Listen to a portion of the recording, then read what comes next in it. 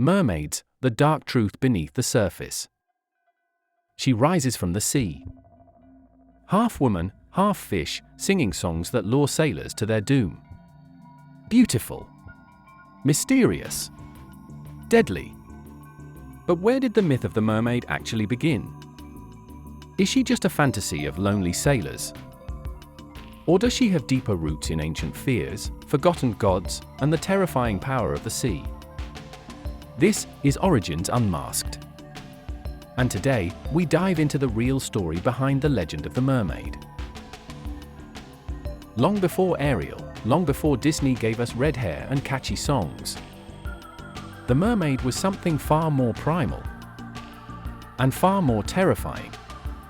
The first known mermaid legend dates back to Assyria around 1000 BCE, where the goddess Atargatis leapt into a lake to transform herself into a fish after accidentally killing her human lover. But the waters rejected her divine beauty. Only her lower half changed. And so the first mermaid was born. She wasn't sweet or gentle. She was a goddess of fertility and the sea, worshipped and feared for her ability to grant life or take it away. From there, the myth spread. In ancient Greece, the poet Homer described creatures called sirens, part woman, part bird, whose voices lured sailors into shipwrecks. But by the Middle Ages, sirens and mermaids had merged. The wings were gone. The tail remained. Medieval bestiaries depicted mermaids as real, biological creatures, often alongside lions, elephants, and whales. They were temptresses, symbols of lust and danger.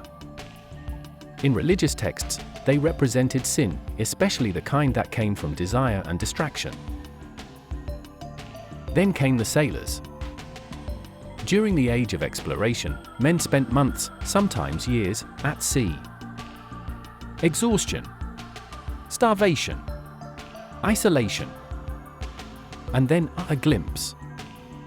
A glimmer of pale skin in the waves. Flowing hair. Something human, almost. The famous explorer Christopher Columbus claimed to have seen mermaids off the coast of Hispaniola in 1493. He noted they were not as beautiful as they are painted, and looked more like men. What he likely saw were manatees. Marine mammals with round faces, large eyes, and behaviors that, from a distance, could be misinterpreted. Especially by someone sleep-deprived and desperate for human contact. But belief didn't stop with logic. Throughout the 1600s and 1700s, supposed mermaid sightings were reported from Japan to the Caribbean. Some sailors even brought back mermaid corpses, which were later revealed to be monkey torsos sewn onto fish tails, sold to gullible collectors. Despite these hoaxes, the myth endured. Because mermaids weren't just sea creatures. They were symbols. In some cultures, mermaids were benevolent. In West African traditions, the mummy water spirits were beautiful, mysterious water entities, protectors of wealth, healing, and fertility. In others, they were terrifying. The Rusalki of Slavic folklore were the ghosts of drowned women, seductive, vengeful, and capable of dragging men beneath the surface forever. In Scotland and Ireland, the Selkies were seal people who could shed their skins to become human. But if their skin was stolen, they'd be trapped, never able to return to the sea. These stories weren't just entertainment. They were warnings. About the sea. About strangers. About desire. So why do mermaids keep returning? Because they're adaptable. In the 1800s, Hans Christian Andersen reimagined the mermaid as tragic and romantic, a being who gave up her voice and life for love. By the 20th century, she became a pop culture icon. From early silent films to cartoons, toys, and theme parks. She lost her danger, but kept her magic. Even today, people still claim to see them.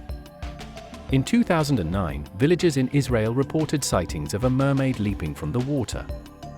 In Zimbabwe, dam workers refused to return to a site, claiming they were chased away by a mermaid spirit.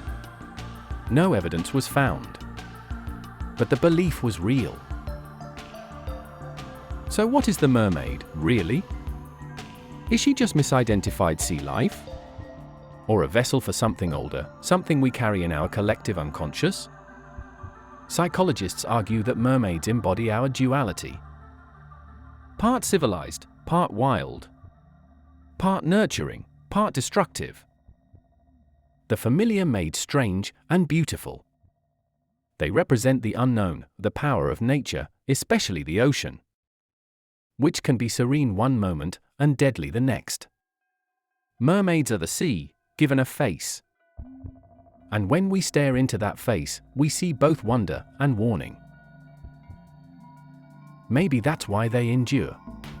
Because beneath the surface of every story about mermaids, there's a deeper current pulling us back to the myths we were raised on, to the mysteries we still can't explain, to the idea that even in a world mapped by satellites, some secrets still swim just out of reach.